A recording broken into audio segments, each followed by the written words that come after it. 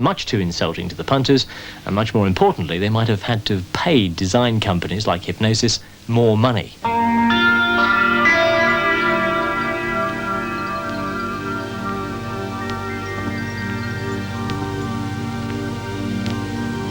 Hipgnosis, spelt with a G of course, was named after a piece of graffiti, fostered by a close friendship with the Pink Floyd, and under the leadership of a man rejoicing in the very unlikely name of Storm Thorgerson. It went on to become the most influential record cover design team of the 1970s. Well, I suppose my philosophy has been partially philosophy, what a grand word. My philosophy has been that to some extent, since it's the best way to package a record, and that you're probably going to want to house it in something, otherwise it's going to get very damaged. Therefore, you probably want to print something so that you can tell one from another. This is handy for retailers, otherwise they get totally confused. So therefore, you're liable to put the name on it. And once having put the name on it, you might as well put a design or a photo or a collage or whatever. Sleeve only costs about 10p, doesn't it? The album costs a fiver. So it seemed to me that since anybody who bought an album for its sleeve would have to be demented. When we were doing Pink Floyd's Wish You Were Here, it was sort of about absences. So the whole package was designed around absence, and decided that we would limit ourselves so that the absences would relate to pictures that had something of the elements in. So one picture has sand in, one has water, one has air, and one has fire. Let's see, the fire picture, the burning is for real. And when we did it, we had to hire a guy, and it cost us 1,000 quid, because I mean, I wouldn't do it for 1,000 quid. And it was very funny because the first shot they got messed up with the wind, and it came around and burnt his moustache off.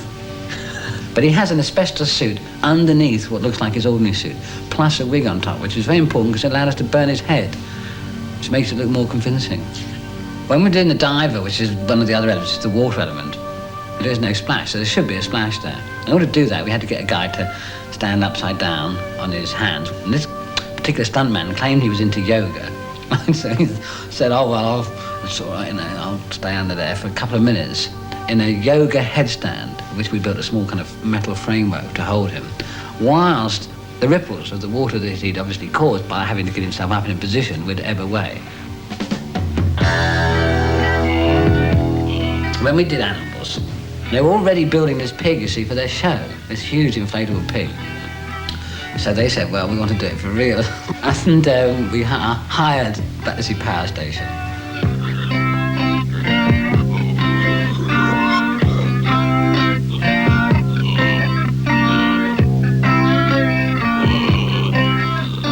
There was a film crew there. There was 10 photographers stationed at various vantage points around the power station.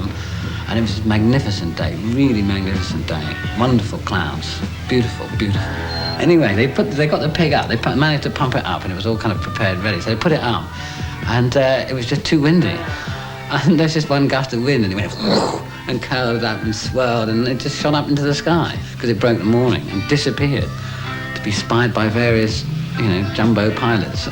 And apparently the pig descended that night on some Kent farmer. I was just amazed to see lovely visitors have been wandering out of his farmhouse. So I've never seen this pig descending in this great pink blob out of the sky. But the Floyd were very organised. Sent down their roadies, got it back, patched it, put a plaster on it, and patched it up, and sent it up the next day. This time the mooring was more secure, at which point the pig held fast, and we were able to shoot it. What about the music itself, though? I mean, did you actually sit down and listen to the album over and over again? Yeah. What do you think we are? No, suggesting we don't listen to the music? How dare you?